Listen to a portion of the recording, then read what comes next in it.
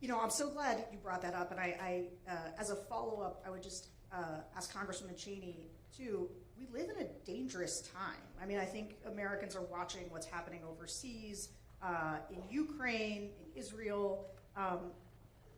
Republicans, we used to be the party that would be on the side of our Democratic allies like Ukraine. Talk to me a little bit, and all of us, about why, from a foreign policy standpoint, you find yourself able to endorse Democrats who didn't used to be that way.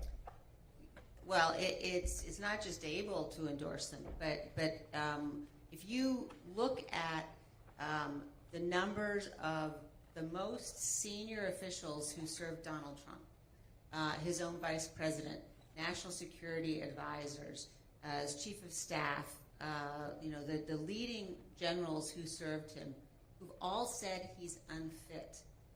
And people really need to stop and think about how completely unprecedented that is. And the idea, when people sort of say, well, we might, be tempted for some reason or another to vote for Donald Trump.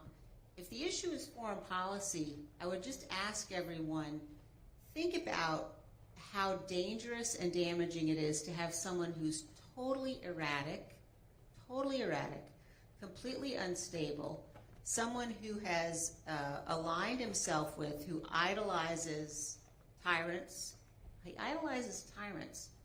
The choice here with respect to national security policy is a man who has proven, he's absolutely proven that he will not stand up, he won't defend this nation with respect to our own Constitution and rule of law.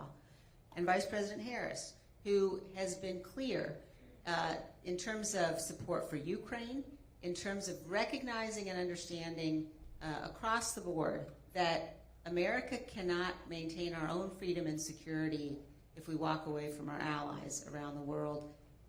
And our adversaries know that they can play Donald Trump. They absolutely know that they can play him. And we simply can't afford to take that risk. So as someone who's spent a career on national security issues, again, this was not at all a difficult choice for me. The choice here is absolutely clear in terms of the necessity of supporting Vice President Harris. And if I may emphasize, part of the backbone of our national security is our military. And let's please not overlook how someone who wants to be commander-in-chief and has talked about our servicemen and women, has talked about an American hero like John McCain, who was a prisoner of war, said he didn't respect him, didn't like him because he got caught, has talked about our service members as though they are less than the most courageous of us, those who put on the uniform, who represent the United States of America, who are willing to die for the sake of everything we stand for. And he calls them suckers and losers. These things cannot be overlooked. And I have said many times publicly, and I'll say it again, in many, many ways, Donald Trump is an unserious man, but the consequences of him being president of the United States are brutally serious. There are things that he says that will be the subject of skits and laughter and jokes.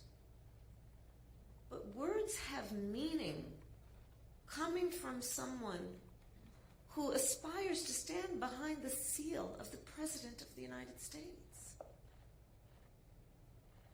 These are the things that are at stake.